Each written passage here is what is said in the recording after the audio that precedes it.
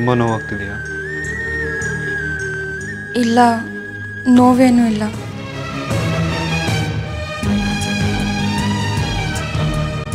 ನಿಮ್ಮ ಕಾಲು ನೋವು ಹೇಗಿದೆ?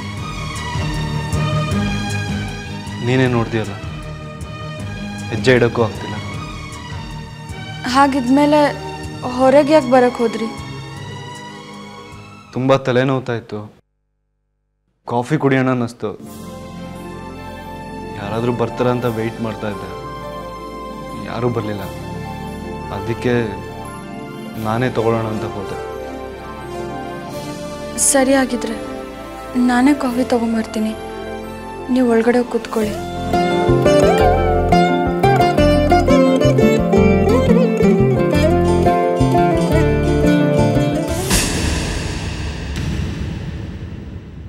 ಓಕೆ. ಸ್ವಲ್ಪ ಶುಂಠಿ ಹಾಕಿ ಟೀ ಮಾಡಿದ್ರೆ ತಲೆನೋವೆಲ್ಲ ಮಾಯ ಆಗ್ಬಿಡುತ್ತೆ.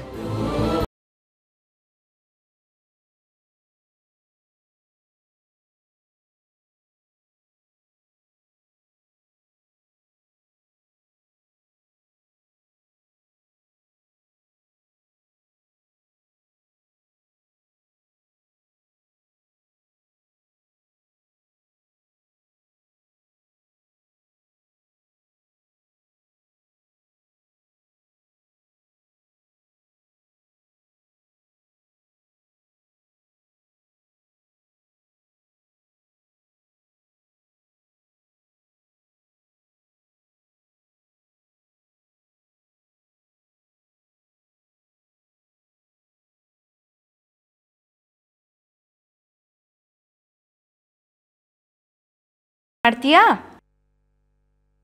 ಮಾಡಲ್ಲ ಅಂತ ಹೇಳೆ ಚಿನ್ನು. ಕೆಲಸ ಮಾಡೋದಕ್ಕಾಗಲ್ಲ ಅಂತ ಹೇಳೆ ಚಿನ್ನು. ನಿನ್ನ ಕೈ ಸುಟ್ಟಿದೆ, ಅದಕ್ಕೆ ಕೆಲಸ ಮಾಡೋದಕ್ಕಾಗಲ್ಲ ಅನ್ನೋದು ಸೆಕೆಂಡ್ರಿ. ನೀನು ಈ ಮನೆ ಕೆಲಸ ಮಾಡೋದಕ್ಕೆ ಬಂದಿಲ್ಲ ಅಂತ ಹೇಳೆ. ಮಮ್ಮಿ, ನಾವು ಈ ಮನೆಗೆ ಕೆಲಸದವ್ರು ಹಾಗಲ್ಲ, ಗೆಸ್ಟಾಗಿ ಬಂದಿದ್ದೀವಿ ಅಂತ ಅರ್ಥ ಆಗೋ ಹಾಗೆ ಹೇಳಬೇಕಲ್ವಾ?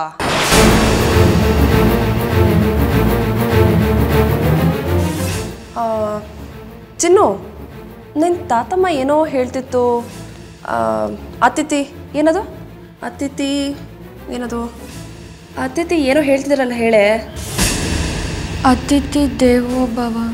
ಹಾಂ, ಅತಿಥಿ ದೇವೋ ಭವ. ಕುಮುದ ಚಿಕ್ಕಿ, ಈ ಮನೇಲಿ ಕೆಲವರು ಬುದ್ಧಿನೇ ಇಲ್ಲ.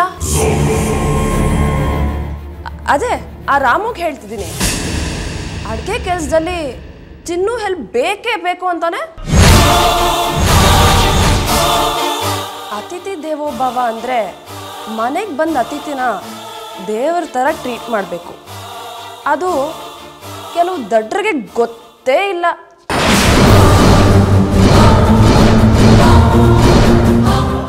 ಮಮ್ಮಿ, ಅಂದಾಗೆ ಈ ಮನೆಗೆ ಬರುವಾಗ ಯಾರನ್ನಾದ್ರೂ ಕೆಲಸದವನ್ನ ಕರ್ಕೊಂಡು ಬಂದಿದ್ವಾ? ಇಲ್ವಲ್ಲ. ನಾನು, ನೀನು, ನಿನ್ನ ಎರಡನೇ ಮಗಳು, ಐ ಮೀನ್ ಟು ಸೇ ನನ್ನ ತಂಗಿ ಚಿನ್ನು, ಮೂವರೇ ಬಂದಿರೋದು. ಅದು ಆ ದಡ್ರಿಗೆ ಅರ್ಥ ಆದ್ರೆ ಸಾಕು. ಚಿನ್ನು ನನ್ನ ತಂಗಿ. ನನ್ನ ತಂಗಿಗೆ ಇವತ್ತು ಕೆಲಸ ಮಾಡು ಅಂತ ಹೇಳಿದವರು ನಾಳೆ ನನಗೂ ಹೇಳ್ತಾರೆ. ಮಮ್ಮಿ, ನಾಳೆ ನಿನಗೂ ಹೇಳ್ತಾರೆ. ನಾನೇನೋ ಈ ಮನೆಗೆ ಸೊಸೆಯಾಗಿ ಬರೋಳು, ಕೆಲಸ ಮಾಡಿದ್ರೆ ಓಕೆ. ನನ್ನ ತಂಗಿ, ನಮ್ಮ ಮಮ್ಮಿ ಮನೆ ಕೆಲಸ ಮಾಡೋದು ಮಾಡು ಅಂತ ಇನ್ನೊಬ್ರು ಅವ್ರಿಗೆ ಹೇಳೋದು ನನಗಿಷ್ಟ ಆಗಲ್ಲ. ಆ ರಾಮುಗೆ ಬುದ್ಧಿನೇ ಇಲ್ಲ ಮಮ್ಮಿ. ಅವನೇನಾದ್ರೂ ಚಿನ್ನುಗೆ ಇನ್ನೊಂದ್ಸಲ ಕೆಲಸ ಮಾಡು ಅಂತ ಹೇಳಬೇಕಲ್ಲ, ಕೊಂದು ಹಾಕ್ಬಿಡ್ತೀನಿ. ಹೇಳೋರೇನೋ ನಮ್ಮವರು ಅಂತ ಪ್ರೀತಿಯಿಂದ ಹೇಳ್ತಾರೆ, ಮಾಡೋರಿಗೆ ಬುದ್ಧಿ ಬೇಕಲ್ವಾ ಮಮ್ಮಿ? ಮೇಡಮ್, ನಿಮ್ಗಿರೋದೇ 2 ಕೈ, ಅದರಲ್ಲಿ ಒಂದು ಕೈ ಸುಟ್ಟೋಗಿದೆ, ಇನ್ನೊಂದು ಕೈ ನೆಟ್ಟಗಿದೆ, ಅದನ್ನು ಚೆನ್ನಾಗಿ ನೋಡ್ಕೊಳ್ಳಿ. ಸುಟ್ಟಿರೋ ಕೈ ನೆಟ್ಟಗಾಗೋವರೆಗೂ ಬೇರೆ ಕೆಲಸ ಮಾಡಿದ್ರೆ ನಿಮಗೂ ಮಂಗಳಾರತಿ ಗ್ಯಾರಂಟಿ. ನೋಡು, ನನ್ನ ಪ್ರೀತಿಯ ಮಮ್ಮಿ ನಿನ್ಗೆ ಯಾವತ್ತಾದ್ರೂ ಕೆಲಸ ಹೇಳಿದಾರಾ? ಅಲ್ವಾ ಮಮ್ಮಿ ಡಿಯರ್? ಗೊಂಬೆ, ಚಿನ್ನು ಕೆಲಸ ಮಾಡಲ್ಲ ಬಿಡು. ಅದು ಸರಿ, ನೀನೆಲ್ಲೋ ಹೊರಟಾಗಿದೆ?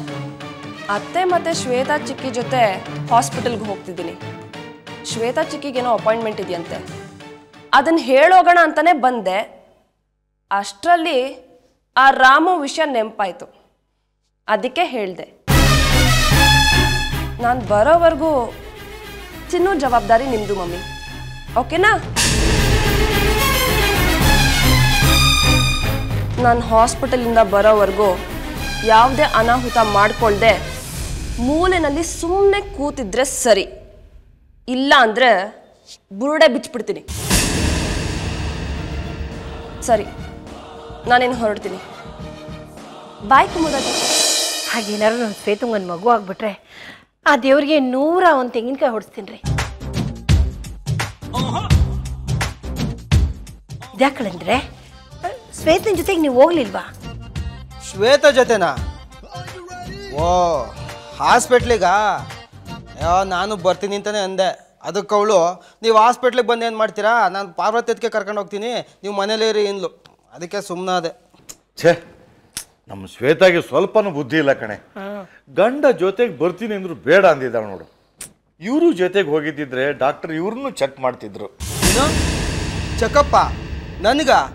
ನನಗೇನಾಗಿದೆ ಚೆಕಪ್ ಮಾಡ್ಸೋಕ್ಕೆ? ನಮ್ಮೂರು ಸ್ವಾಮಿಗಳು, ದಿವ್ಯಾನಂದ ಸ್ವಾಮಿಗಳು ಹೇಳಿದ್ದಾರೆ, ಮಗನೇ ನೀನೊಂದು ಕ್ರಿಕೆಟ್ ಟೀಮ್ನೇ ಹುಟ್ಟಾಕ್ತೀಯ ಹೋಗು ಅಂತ ಆಶೀರ್ವಾದ ಮಾಡಿ ಕಳಿಸಿದ್ದಾರೆ. ಅಷ್ಟೊಂದು ಫಿಟ್ ಆ್ಯಂಡ್ ಫೈನ್ ಆಗಿದ್ದೀನಿ ನಾನು. ಪ್ರಾಬ್ಲಮ್ ಏನಾದರೂ ಇದ್ದರೆ ಅದು ನಿಮ್ಮ ಮಗಳಿಗೆ. ಹಾಗಲ್ಲ ಅಳಿಂದಿರೆ, ನಮ್ಮ ಶ್ವೇತಾ ಸುಮಾರು ಡಾಕ್ಟ್ರ್ ಹತ್ರ ಟೆಸ್ಟ್ ಮಾಡಿಸ್ಕೊಂಡಿದ್ದಾಳೆ. ರಿಪೋರ್ಟ್ನಲ್ಲಿ ಏನು ತೊಂದರೆ ಇಲ್ಲ ಅಂತಲೂ ಹೇಳಿದ್ದಾರೆ. ಕೆಲವು ಡಾಕ್ಟ್ರು ತೊಂದರೆ ಇದೆ ಅಂತಲೂ ಹೇಳಿದ್ದಾರೆ. ಅದಕ್ಕೆ ನೀವು ಒಂದ್ಸರಿ ಟೆಸ್ಟ್ ಮಾಡಿಸ್ಕೊಂಡ್ಬಿಟ್ಟಿದ್ರೆ ಚೆನ್ನಾಗಿತ್ತು ಅಂತ. ಇದೊಳ್ಳೆ ಕತೆ ಆಯ್ತಲ್ಲ ಅತ್ತೆ. ಯಾರೆಲ್ಲೋ ಸಮಸ್ಯೆ ಇಟ್ಕೊಂಡು ಇನ್ಯಾರನ್ನ ಚೆಕಪ್ ಮಾಡಿಸಿದ್ರೆ ಸರಿ ಹೋಗುತ್ತಾ? ನಾನು ಡಾಕ್ಟರ್ ಹತ್ರ ಚೆಕಪ್ ಮಾಡಿಸಿದ್ದೀನಿ. ಭೀಮುನ್ ಥರ ಇದೆಯಾ, ನಿನಗೆ ಯಾವ ಸಮಸ್ಯೆ ಅಂತಿದ್ದಾರೆ, ಸ್ವಾಮಿಗಳು ಹಂಗೆ ಅಂದಿದ್ದಾರೆ ಅಂತಂದಮೇಲೆ ನಾನು ಇನ್ನೇನು ಚೆಕಪ್ ಮಾಡಿಸ್ಲಿ? ನೋಡಿ, ಏನೇ ಟೆಸ್ಟ್ ಮಾಡಿಸೋದಿದ್ರು ನಿಮ್ಮ ಮಗಳಿಗೆ ಟೆಸ್ಟ್ ಮಾಡಿಸಿ, ನಾನು ಸರಿಯಾಗೇ ಇದ್ದೀನಿ.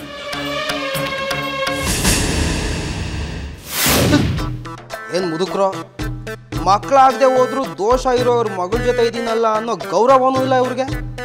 ನಾನು ಚೆಕ್ ಮಾಡಿಸ್ಬೇಕಂತೆ ಚೊಕ್ಕ. ಇಂಥ ಅಳಿಯ ಸಿಗ್ಬೇಕು ಅಂದರೆ 7 ಜನ್ಮದ ಪುಣ್ಯ ಮಾಡಬೇಕು, ತಿಳ್ಕೊಳ್ಳಿ.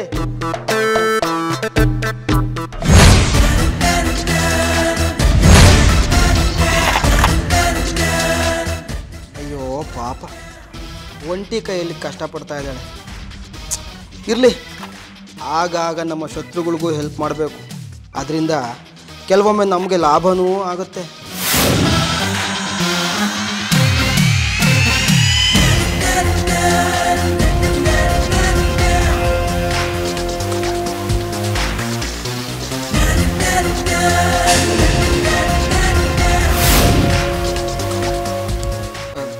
ಅಲ್ಲ ಚಿನ್ನು, ಯಾಕೆ ಭಯ ಪಡ್ತಾ ಇದೆಯಾ?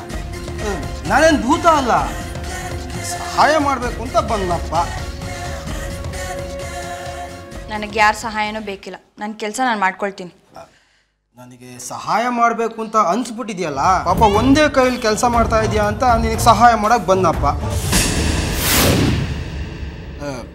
ಒಂದೇ ಮನೇಲಿರ್ತೀವಿ, ಒಂದೇ ರೂಮಲ್ಲಿ, ಅದೇ ಕುಟುಂಬದವರು ಅಂದಮೇಲೆ ಈ ರೀತಿ ಚಿಕ್ಕ ಪುಟ್ಟ ಸಹಾಯ ಮಾಡೋದ್ರಿಂದ ವಿಶ್ವಾಸ ಬೆಳೆಯುತ್ತೆ ಅಂತ ಅಂದ್ಕೊಂಡಪ್ಪ. ನಾವು ವಾಪಸ್ ಬರೋಷ್ಟರಲ್ಲಿ ಚಿನ್ನು ಏನು ಮಾಡ್ಕೊಳ್ದೇ ಇದ್ರೆ ಅದೇ ನಮ್ಮ ಪುಣ್ಯ. ಎಲ್ಲ ಕೆಲಸ ಎಷ್ಟು ಶಿಸ್ತಿಂದ ಅಚ್ಚುಕಟ್ಟಾಗಿ ಮಾಡ್ತಿರ್ತಾಳೆ. ಒಂದೊಂದು ಸಲ ಅದು ಯಾಕೆ ಹಾಗೆ ಬೇಜವಾಬ್ದಾರಿಯಾಗಿ ಮಾಡ್ತಾಳೋ ನಂಗಂತೂ ಅರ್ಥನೇ ಆಗಲ್ಲ. ಗೊಂಬೆ, ಚಿನ್ನು ತನ್ನ ಗಂಡನ ಬಗ್ಗೆ ನಿನ್ನ ಮುಂದೆ ಏನಾದರೂ ಹೇಳ್ಕೊಂಡಿದ್ದಾಳ? ಯಾರು ಅಂತ ಏನಾದರೂ ಗೊತ್ತಾ? ಅದನ್ನು ತಿಳ್ಕೊಳ್ಳೋದಕ್ಕೆ ನಾನು ತುಂಬಾ ಪ್ರಯತ್ನ ಪಟ್ಟೆ ಶ್ವೇತಾ ಚಿಕ್ಕಿ. ಆದರೆ ಪ್ರತಿ ಸಲ ನಾನು ಅವಳ ಗಂಡನ ಬಗ್ಗೆ ಕೇಳ್ದಾಗೆಲ್ಲ ಆಕಾಶನೇ ತಲೆ ಮೇಲೆ ಬಿದ್ದೋಳ್ ಥರ ಆಡ್ತಾಳೆ. ತುಂಬ ನೊಂದ್ಕೊಳ್ತಾಳೆ. ಅದಕ್ಕೆ ತುಂಬ ಬಲವಂತ ಮಾಡಿ ಪೀಡಿಸಿ ನಾನು ಏನೂ ಕೇಳೋದಕ್ಕೆ ಹೋಗಲ್ಲ. ಅವಳ ಗಂಡನ ಬಗ್ಗೆ ಮಾತಾಡೋದು ಅವಳಿಗಿಷ್ಟನೇ ಇಲ್ಲ. ನಾನು ಅವಳ ಗಂಡನ ಬಗ್ಗೆ ತಿಳ್ಕೊಳ್ಳೋಕ್ಕೆ ತುಂಬ ಪ್ರಯತ್ನ ಪಟ್ಟೆ. ಆದರೆ ಅವಳ ಗಂಡನ ಬಗ್ಗೆ ಅವಳು ಒಂದು ಮಾತು ಆಡೋದಿಲ್ಲ. ಸ್ವಲ್ಪ ಬಲವಂತ ಮಾಡಿದ್ರು ಇನ್ನೇನು ಅತ್ತೆ ಬಿಡ್ತಾಳೇನೋ, ಮನೆ ಬಿಟ್ಟೆ ಹೋಗ್ಬಿಡ್ತಾಳೇನೋ ಅಂತ ಹೆದರಿಕೆ ಆಗುತ್ತೆ. ಅದಕ್ಕೆ ಬಲವಂತ ಮಾಡೋಕ್ಕೆ ಹೋಗಲಿಲ್ಲ. ಆದರೆ ಒಂದಂತೂ ಸತ್ಯ, ಅವಳ ಗಂಡನ ಬಗ್ಗೆ ಹೇಳ್ಕೊಳ್ಳೋ ಸಮಯ ಬಂದೇ ಬರುತ್ತೆ. ಆವಾಗ ಎಲ್ಲ ಎಳೆ ಎಳೆಯಾಗಿ ಹೇಳ್ಕೊಳ್ತಾಳೆ, ನೋಡ್ತೀವಿ. ಅವಳ ಗಂಡನ ಬಗ್ಗೆ ಅವಳು ಮಾತಾಡೋಕ್ಕೆ ಇಷ್ಟಪಡಲ್ಲ ಅಂದರೆ ಅವನೆಂಥ ಕ್ರೂರಿ ಇರಬೇಕು ಅಲ್ವಾ? ಎಷ್ಟು ಕಷ್ಟ ಕೊಟ್ಟಿರಬೇಕು, ಎಷ್ಟು ನೋವು ಕೊಟ್ಟಿರಬೇಕು. ಇಲ್ಲ ಚಿಕ್ಕಿ, ಆ ಕಾರಣಕ್ಕೆ ಅವರಿಬ್ರು ದೂರ ಆಗಿದ್ದಾರೆ ಅಂತ ನನಗನ್ನಿಸ್ತಿಲ್ಲ. ಅಕಸ್ಮಾತ್ ಚಿನ್ನು ಗಂಡ ಹಿಂಸೆ ಕೊಟ್ಟಿದ್ದೇ ಆಗಿದ್ರೆ ಅಪ್ಪಿ ತಪ್ಪಿನಾದರೂ ಅವಳ ಗಂಡನ ಬಗ್ಗೆ ಮಾತಾಡಿರೋಳು, ಅವನು ಕೊಟ್ಟಿರೋ ಹಿಂಸೆ ನೆನೆಸ್ಕೊಂಡಿರೋಳು. ಆದರೆ ಯಾವತ್ತೂ ಚಿನ್ನು ಅವಳ ಗಂಡನ ಬಗ್ಗೆ ಒಂದೇ ಒಂದು ಕೆಟ್ಟ ಮಾತು ಕೂಡ ಆಡಿಲ್ಲ. ಹಾಗಾದರೆ ಮತ್ತೆ ಅವಳನ್ನ ಬಿಟ್ಟಿದ್ದಾನವನು? ಅಂಥ ಚಿನ್ನದಂಥ ಹುಡುಗಿಯಿಂದ ದೂರ ಇರಬೇಕು ಅಂದರೆ ಅವನೆಂಥ ದುರದೃಷ್ಟವಂತ ಇರಬೇಕು ನೋಡು. ಅಂಥ ಹುಡುಗಿ ಜೊತೆ ಭಾಳ ಬಂಗಾರ ಮಾಡ್ಕೊಳ್ಳೋದು ಬಿಟ್ಟು ಅದೆಲ್ಲೋ ದೂರ ಇದ್ದಾನೆ ಅಲ್ವಾ ಅತ್ತೆ? ನನಗೆ ಚಂದುನ ಒಂದಿನ ದೂರ ಮಾಡಿರಬೇಕು ಅಂದ್ರೇ ಜೀವ ಹೋದಂಗೆ ಆಗತ್ತೆ. ಅಂಥದ್ರಲ್ಲಿ ಮದುವೆ ಆಗಿ ಅವಳ ಗಂಡನಿಂದ ದೂರ ಇರಬೇಕು ಅಂದರೆ ಅವಳ ಮನಸ್ಸಿಗೆ ಎಷ್ಟು ನೋವಾಗಿರಬೇಡ. ಈಗಿನ ಕಾಲದಲ್ಲಿ ಗಂಡ ಜೊತೆಗಿದ್ರೇ ಸುರಕ್ಷಿತವಾಗಿರೋದು ಕಷ್ಟ. ಅಂಥದ್ರಲ್ಲಿ ಈ ಒಬ್ಬಂಟಿ ಹುಡುಗಿನ ನೋಡಿದ್ರೆ ಅಯ್ಯೋ ಅನಿಸುತ್ತೆ. ನಾವೇನು ಸದ್ಯಕ್ಕೆ ಅವಳಿಗೆ ಆಸರಿಯಾಗಿದ್ದೀವಿ ಸರಿ, ಅಕಸ್ಮಾತ್ ಅವಳೊಬ್ಳೇ ಇರೋ ಹಾಗಿದ್ದಿದ್ರೆ ಏನಾಗಿರ್ತಿತ್ತು? ಹೆಣ್ಣು ಅಂದರೆ ಆಟದ ವಸ್ತು ಆಗಿರೋ ಈ ಕಾಲದಲ್ಲಿ ಯಾವ ಪಾಪಿ ಕಣ್ಣು ಅವಳನ್ನ ಸುಟ್ಟಾಕ್ತಿತ್ತೋ ಏನೋ. ನನಗೆ ನಿನ್ನ ವಿಶ್ವಾಸದ ಅವಶ್ಯಕತೆನೂ ಇಲ್ಲ, ನನಗೆ ನಿನ್ನ ಸಹಾಯನೂ ಬೇಕಿಲ್ಲ. ನನಗೆ ನನ್ನ ಕೆಲಸ ಹೆಂಗೆ ಮಾಡ್ಕೋಬೇಕು ಅಂತ ಚೆನ್ನಾಗಿ ಗೊತ್ತಿದೆ. ಅರೆ ಸಿಟ್ಟಾಗುವಂಥ ಕೆಲಸ ನಾನೇನು ಮಾಡಿದೆ ಇವಾಗ? ಅಲ್ಲ, ಎಲ್ಲರ ಜೊತೆನೂ ಖುಷಿಯಾಗಿ ಸಂತೋಷವಾಗಿ ಚೆನ್ನಾಗೇ ಇರ್ತೀಯ. ನಾನು ಅಂದರೆ ಮಾತ್ರ ಯಾಕೆ ಹಿಂಗೆ ಮುಖ ಮುರಿತೀಯ? ದುಷ್ಟರನ್ನ ಕಂಡ್ರೆ ದೂರ ಇರು ಅಂತ ನನ್ನ ತಾತಮ್ಮ ಹೇಳಿದಾಳೆ. ಕೊಚ್ಚೆ ಜೊತೆ ಸಹವಾಸ ಮಾಡಿದ್ರೆ ಜೀವನನೂ ಕೊಚ್ಕೊಂಡೇ ಹೋಗುತ್ತೆ ಅಂತಲೂ ಹೇಳಿದಾಳೆ. ಅಲ್ಲ ಚಿನ್ನು, ಹಳೆಯದನ್ನೆಲ್ಲ ಮನಸ್ಸಲ್ಲಿ ಇಟ್ಕೊಂಡು ಮಾತಾಡಬೇಡ. ನೀನು ಕಷ್ಟದಲ್ಲಿದೆಯಾ ಅಂತ ತಾನೇ ಹೆಲ್ಪ್ ಮಾಡೋಕ್ಕೆ ಬಂದೆ. ನೋಡು, ನನ್ನಲ್ಲೂ ಅದು ತುಂಬಾ ಇದೆ. ಅದೇ ಅದು ಮನುಷ್ಯತ್ವ, ನನ್ನಲ್ಲೂ ಅದು ತುಂಬಾ ಇದೆ. ಸಹಾಯ ಮಾಡಿದಾಯ್ತಲ್ಲ, ಇನ್ನಿನ್ನು ಹೋಗ್ಬೋದು. ಮತ್ತೇನಾದರೂ ಸಹಾಯ ಬೇಕಾದರೆ ಕೇಳು, ನಾನು ಇಲ್ಲೇ ಇರ್ತೀನಿ. ಹಾಂ, ನನಗಿನ್ನೂ ಅಂಥ ದುರ್ಗತಿ ಬಂದಿಲ್ಲ. ಚಿನ್ನು,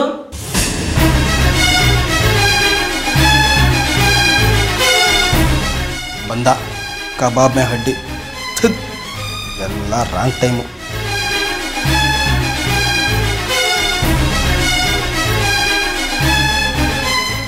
ಚಿನ್ನು,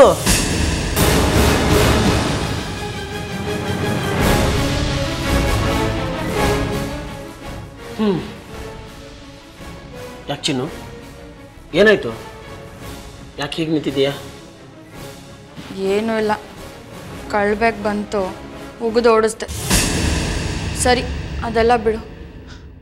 ಅವ್ರಿಗೆ ತುಂಬ ತಲೆನೋವಂತೆ, ಶುಂಠಿ ಟೀ ಮಾಡಿದ್ದೀನಿ, ಅವ್ರಿಗೋಗಿ ಕೊಟ್ಟು ಬರ್ತೀಯಾ? ಕೊಡು.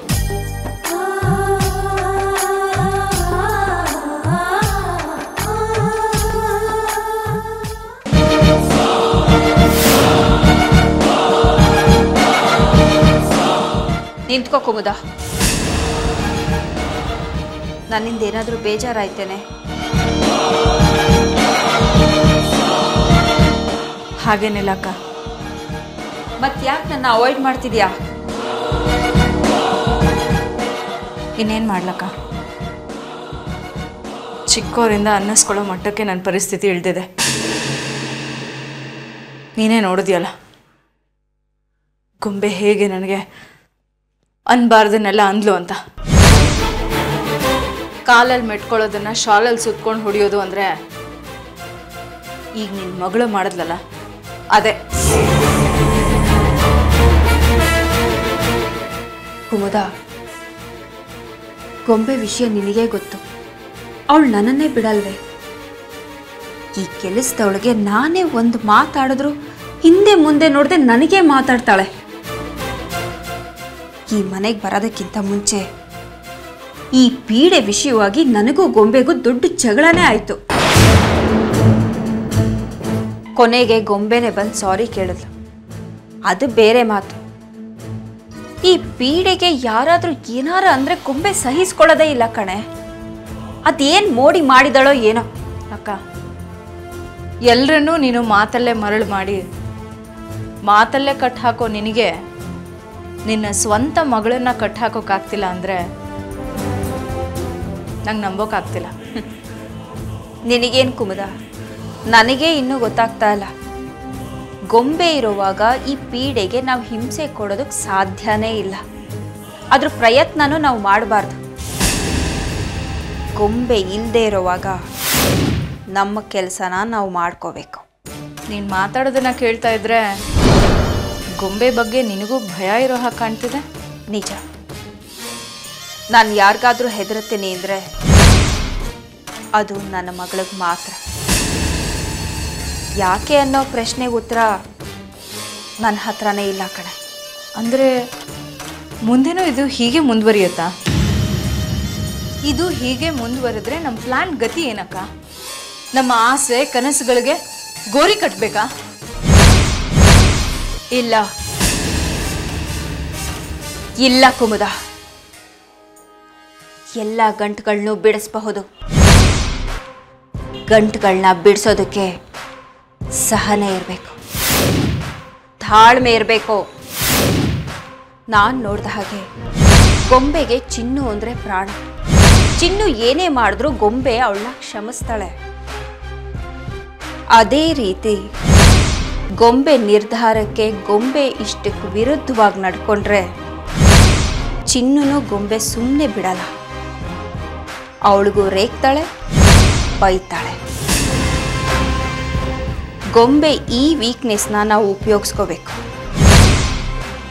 ಅವಳ ಭಾವನೆಗಳ ಜೊತೆ ನಾವು ಆಟ ಆಡಬೇಕು. ಅವಳ ಪ್ರೀತಿ ಮೇಲೆ ಈ ಚಿನ್ನು ಹೊರೆ ಅಂತ ಗೊಂಬೆಗೆ ಅನ್ಸಕ್ಕೆ ಶುರು ಆಗಬೇಕು. ಆಗ ಗೊಂಬೆ ತಾನಾಗಿ ತಾನೇ ಈ ಪೀಡೆ ಕುತ್ತಿಗೆ ಹಿಡಿದು ಆಚೆ ಹಾಕ್ತಾಳೆ. ಅದಕ್ಕೆ ನನ್ನ ಹತ್ರ ಪ್ಲ್ಯಾನೂ ಇದೆ.